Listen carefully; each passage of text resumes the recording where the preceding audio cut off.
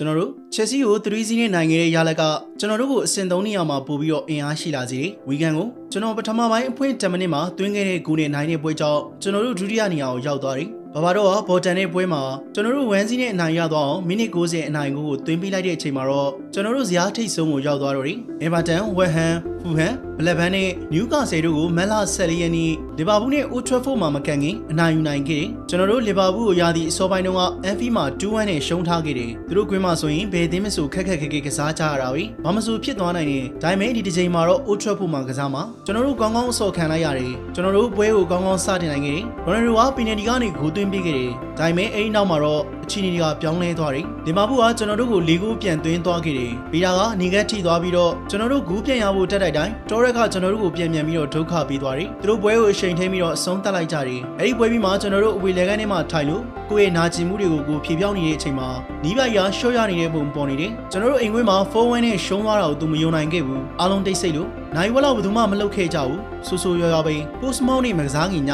ာဧပြီလထဲမှာ United ကလီးရဲ့ထိပ်ဆုံးမှာပဲ။ကာရာဗန်ကော့တေးမှာကစားခဲ့ပြီးတော့ Fulham ကို2-0နဲ့ရှုံးတဲ့ပွဲမှာကျွန်တော်အထုတ်ခံလိုက်ရတာကြောင့်ဒိုင်လူကြီးကသူ့ကိုဘောလုံးနဲ့ပေါက်တယ်လို့ထင်ပြီးတော့ကျွန်တော်ကိုထုတ်တာပါ။ကျွန်တော်ဗီလာကို3-2နဲ့နိုင်တဲ့ပွဲဆန်နာလင်းကို2-1နဲ့နိုင်တဲ့ပွဲတွေကိုလွတ်သွားခဲ့တယ်။ကျွန်တော်ပြန်ကစားလို့ရတဲ့အချိန်ကျတော့တသိန်းလုံးကနောက်ထပ်အရေးပါတဲ့ပွဲတစ်ပွဲအတွက်အဆင်သင့်ဖြစ်နေကြပြီ။ပုံမီနဲ့အင်ဝင်းမှာခံမဲ့ဂျားရက်ပွဲပေါ့။ထုံးစံတိုင်းကျွန်တော်တို့ပွဲမစားခင်ညမန်ချက်စတာဟိုတယ်မှာစုကြတယ်။တကဘာလုံးနဲ့အထီးတွေ့ကင်းနေကြတယ်။အောက်ထက်ကဟိုတယ်ဘားမှာတော့လူတိုင်းကညနေခင်းကလူတိုင်းအတွက်ပုံမှန်ပဲဖြစ်နေစေပဲ။လူအုပ်လိုက်ကြီးကညဘက်အလေဘက်ထွက်လာကြတယ်။ပြည်သက်တွေကတနိုင်ငံလုံးကနေပွဲကြည့်ဖို့ဒီမှာလာစုကြတယ်။တချို့လူတွေကတော့ထူးထူးဆန်းဆန်းဝတ်စားတွေဝတ်ပြီးတော့ပါတီတက်ဖို့လုပ်နေကြတယ်။တက်စီတွေတားနေကြတယ်။တယောက်ကဆိုရင်ဒရက်ကူလာပုံစံအောင်ဝတ်ထားလိုက်သေးတယ်။ကျွန်တော်တို့ကတော့လုံးဝကိုဆက်သွယ်ဖြတ်ပြီးတော့နေနေတာ။အောက်ထက်မှာရှိကြတဲ့လူတွေအနေနဲ့ဒီဟိုတယ်မှာပရီးမီးယားလိဂ်ကစားသမားတွေလာနေတယ်ဆိုတာကိုရင်းမွေတောင်တွေ့ရမှာမဟုတ်ဘူး။အကြောင်းကတော့ကျွန်တော်တို့လုံးသမျှအရာအလုံးကိုလူမြင်ကွင်းနဲ့ဝေးရမှာလုပ်နေတာကိုညစာနဲ့အတင်းစည်းဝေးကိုချားလူတွေလာပြီးတော့နှောက်ယှက်လို့လည်းမရတဲ့လူမြင်သူမြင်မဖြစ်တဲ့တီးတန့်ခန်းထဲမှာလုပ်ခဲ့ကြတယ်။နောက်ကြဝေးကိုတင်လိုက် TV ကနေကြည့်မယ်ဆိုရင်တခြားဧည့်သည်တွေနဲ့ဝေးတဲ့အထူးအခန်းခြေထဲမှာကြည့်ကြတယ်။ဒါမှမဟုတ်ကိုခန်းမှာကိုကြည့်ကြတယ်။ဒါအပတ်စဉ်အပတ်တိုင်းလုပ်နေကြပဲ။နှစ်ဖက်မှာကစားမဲ့ပွဲဟာရေးကြည့်ရဲဆိုတာကိုလူတိုင်းသိကြတယ်။ဒါကြောင့်လှည့်ကွက်အနေနဲ့ဒီနေ့လုံးသမျှကိုတက်နိုင်သမျှတာမန်ဖြစ်ဆုံးအငြိမ်းချမ်းဆုံးဖြစ်အောင်လုပ်ထားလိုက်တယ်။ဘောလုံးသမားတွေကလုံးနေကြအလုပ်စရာနဲ့ပတ်သက်ရင်ရေးရတယ်။ကျွန်တော်အနေနဲ့ပွဲမကစားခင်တိုင်းမှာတပြင်းကြီးရဲဖြစ်နေဖို့ချိန်စရာနဲ့အလုပ်စရာတွေကိုလိုချင်ကြတယ်။အသင်းညစာစားချိန်အစည်းအဝေးနီးပြရေးလဲစစ်ဆေးချိန်အဲ့ဒီလဲစရာကိုဖျက်လို့မရဘူး။ကျွန်တော်အနေနဲ့ဘယ်ချိန်မှာဘာလုပ်ရမယ်ဆိုတဲ့အချိန်အတိအကျကိုသိနေဖို့လိုတယ်။အဲ့လိုမှသာကျွန်တော်ခံထားတဲ့စိတ်ကိုအဆင်ပြေအောင်လုပ်ထားနိုင်မှာ။ဘယ်ချိန်မှာနားယူရမလဲဆိုတာကိုသိဖို့လိုတယ်။ဘယ်ချိန်မှာညစာစားရမယ်။တဖီးတောက်ရမယ်ဆိုတာကိုသိဖို့လိုတယ်။ဘယ်ချိန်မှာအိပ်ရမယ်ဆိုတာလည်းသိဖို့လိုတယ်။ကျွန်တော်လောလောဆယ်တကယ်တမ်းသိချင်နေတာက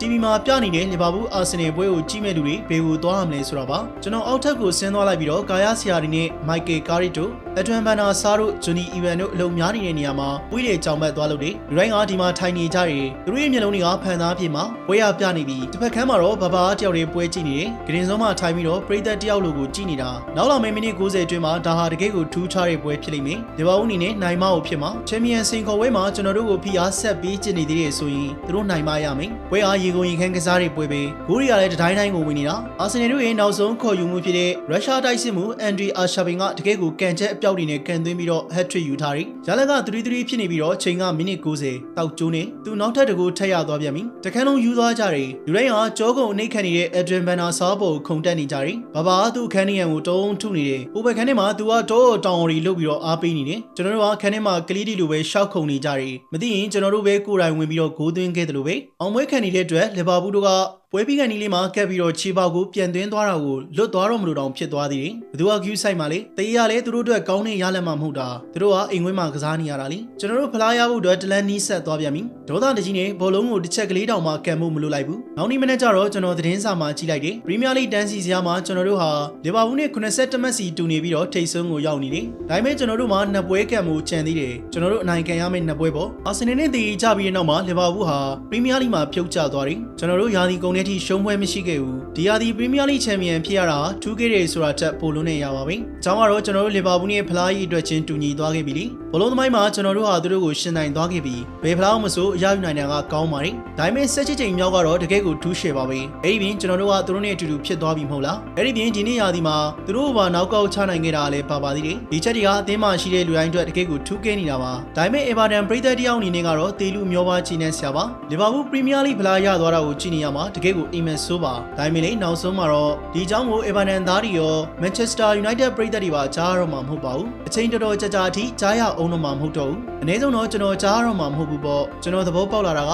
ဒီစုကိုရလိုက်တာကကျွန်တော်အတွက်မလုံလောက်သေးဘူးဆိုတာပဲကျွန်တော်စုတစ်ခုကိုရလိုက်တယ်ဆိုရင်ကျွန်တော်အမြဲတမ်းနောက်တစ်ခုအကြောင်းကိုတွေးနေလေးရှိတယ်အကြောင်းကတော့ကျွန်တော်ထက်ရခြင်းသေးလို့ပဲကျွန်တော်ရထားတဲ့စုတစိတ်တွေကိုဆိုရင်ကျွန်တော်ပြန်အောင်မကြည့်ဖြစ်ဘူးအဲ့ဒီစုတွေကိုကောက်လို့တော့မကြည့်ပဲအိမ်ရဲ့တောင်းတင်နေရမှာရှိတဲ့အခန်းတော်တစ်ခုခုတွေကကြောင်မှာထားလိုက်တယ်ဘာကြောင့်လဲတော့ကျွန်တော်မသိဘူးကျွန်တော်ဒီစုတွေကိုရအောင်လုံးနေရတော့ကလုံးဝမရှုံးကျင်ခဲ့ဘူးဆိုတာကျွန်တော်သိတယ်ဒါပေမဲ့ရသွားပြန်တော့လေတစုတစည်းရဲ့ထားလို့တသားသားလုပ်ပြီးတော့တမျက်တနိုးလုပ်ရင်ဝါငါမှာပရီးမီးယားလိချန်ပီယံဆုတစိတ်ရှိပါလားငါမှာချန်ပီယံလိချန်ပီယံဆုတစိတ်ရှိပါလားဆိုပြီးတော့တွေးမိနေတတ်ဘူးကျွန်တော်ထပ်ပြီးရခြင်းစိတ်နဲ့အသေးအံဖြစ်နေလို့လည်းဖြစ်မယ်ဒါမှမဟုတ်ကျွန်တော်ဟာတေလူမျောပါလောဘကြီးတာလည်းဖြစ်မယ်